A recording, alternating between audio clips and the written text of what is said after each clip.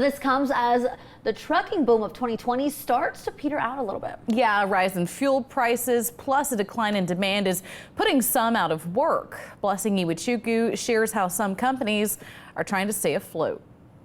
2020, this San Antonio trucking company had a revenue of up to $1 million. In 2022, well, it was a quarter of that. And that financial impact is something that's being faced nationwide. Mariano Pascal is kind of new to the trucking industry. September, I believe it'll be 2 years since we've been doing it on the hauling side. He's the owner of CIE Hauling LLC in San Antonio. And in a short time, he's had to learn about the highs and lows of the business. It's crazy to even think I jumped into this without literally knowing anything. He's never driven a truck, but owns 3 of them and has 2 drivers working for him, with plans to hire a 3rd. But even with the growth he says his small business is experiencing, it hasn't always been a smooth ride. Post-pandemic, it was still booming. Up until 21, late 21, early 22, we still had a lot of work. Then it kind of just been slowing down. It's been a little bit more stagnant. We haven't been able to get much more growth going. Business experts say there's a reason for the slowdown. Manufacturing orders are trending down between 30 to 40% since last year.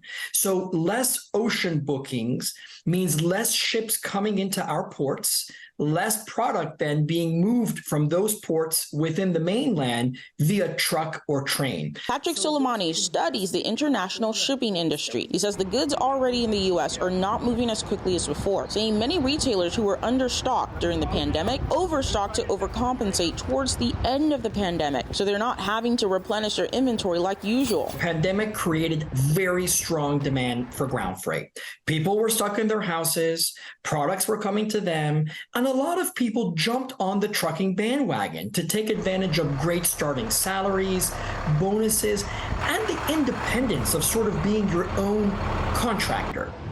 But now that pendulum has swung the other way, with inflation increasing, the cost of goods going up.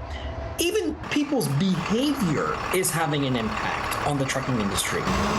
But Mariano is optimistic that there is a light at the end of the tunnel for those in his industry. We still got about another 2 years, 3 years maybe till we start seeing what we saw in 2020 or 2021. Only time will tell. Until then, he'll keep on trucking. Thanks for watching our YouTube channel. For more refreshing stories about your community, click the subscribe button over here. You can also download our Spectrum News app and tune in to Channel 55 on Dish and DirecTV to get live news coverage, weather updates every 10 minutes, and more. We'll see you then.